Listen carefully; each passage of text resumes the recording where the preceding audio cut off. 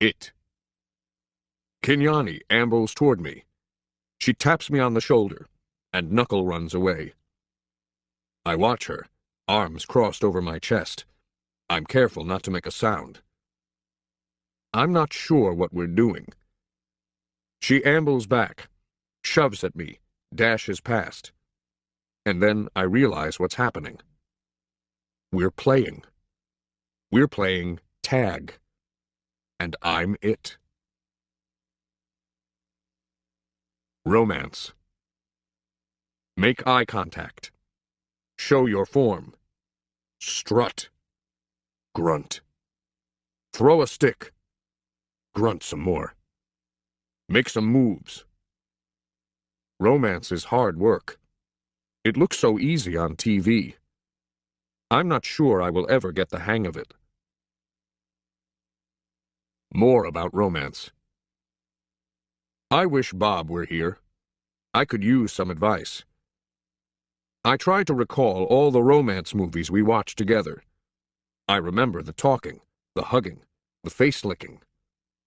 I'm not very good at this. But it's fun trying.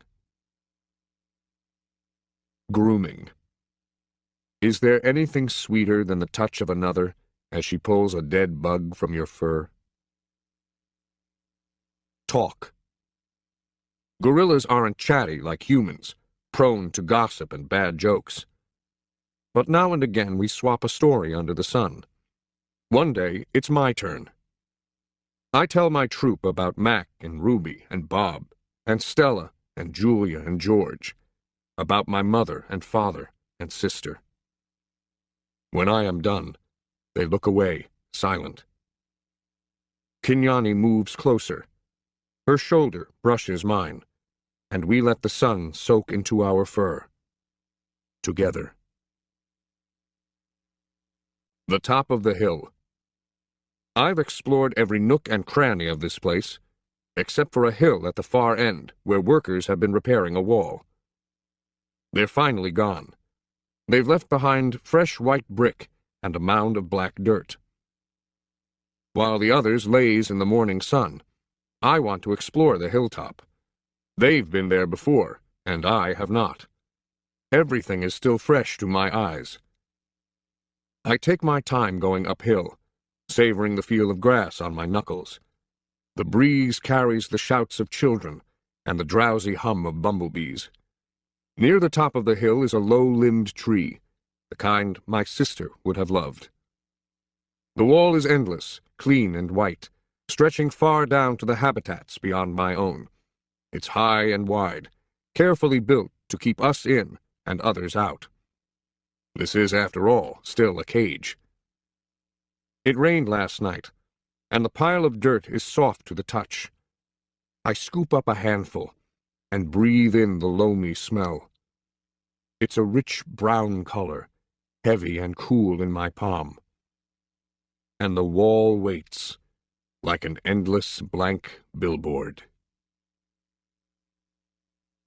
The wall.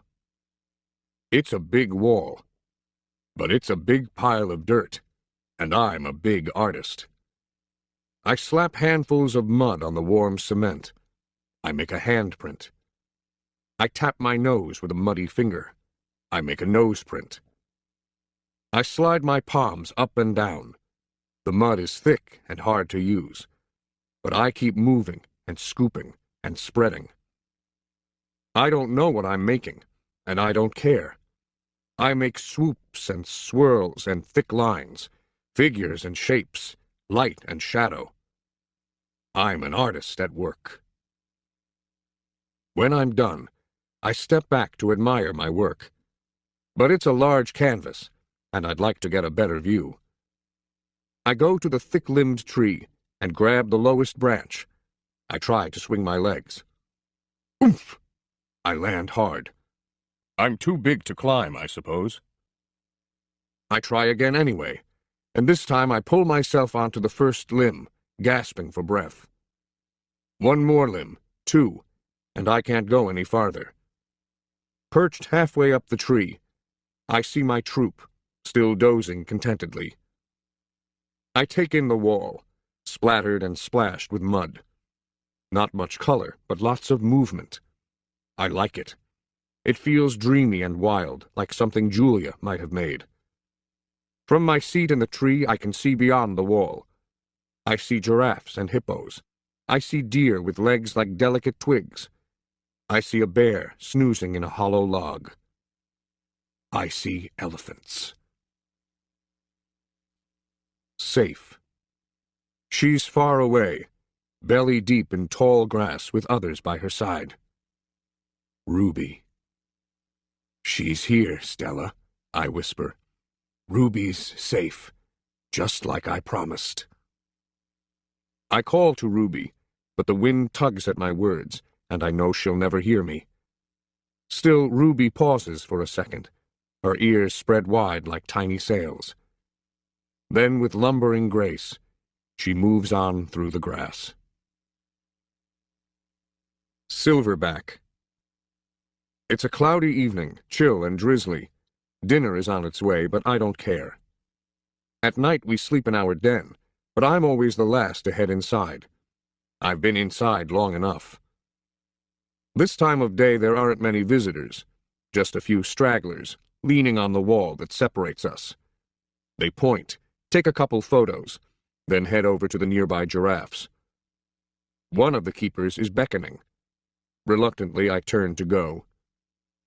Out of the corner of my eye, I see someone running. I pause. It's a girl with dark hair, lugging a backpack. A man follows behind, racing to catch up. "Ivan!" the girl yells. "Ivan!" It's Julia. I scramble to the edge of the wide moat that skirts the wall. Julia and George wave to me. I dash back and forth, hooting and grunting, doing a gorilla dance of happiness. "Calm down," says a voice. "You're behaving like a chimp." I freeze. A tiny, nut-brown, big-eared head pops out of Julia's backpack. "Nice place," Bob says. "Bob," I say, "it's really you." "In the flesh?" "How? Where?" I can't seem to find any words. "George's job at the zoo doesn't start till next month, so he and Julia made an agreement. She's walking 3 extra dogs to cover my food. And get this, they're all poodles." "You said you didn't want a home," I say. "Yeah," Bob says. "But Julia's mom likes my company, so I figure I'm doing everybody a favor. It's a win-win." Julia pushes Bob's head back inside her backpack. "You're not supposed to be here," she reminds him. "Ivan looks great, doesn't he, Jules?" George asks. "Stronger. Happier, even." Julia holds up a little photo, but it's too far away for me to see. "It's Ruby, Ivan. She's with other elephants now. Because of you." "I know," I want to tell her. "I saw with my own eyes." We stare across the expanse that separates us. After a while, George pats Julia's arm. "Time to go, Jules." Julia gives a wistful smile. "Bye, Ivan. Say hello to your new family." She turns to George. "Thank you, Dad." "For what?" "For—" She gestures toward me. "For this." They turn to leave. The lamps that light the zoo pathways blink on, blanketing the world with yellow light. I can just make out Bob's little head sticking out of Julia's backpack. "You are the one and only Ivan," he calls.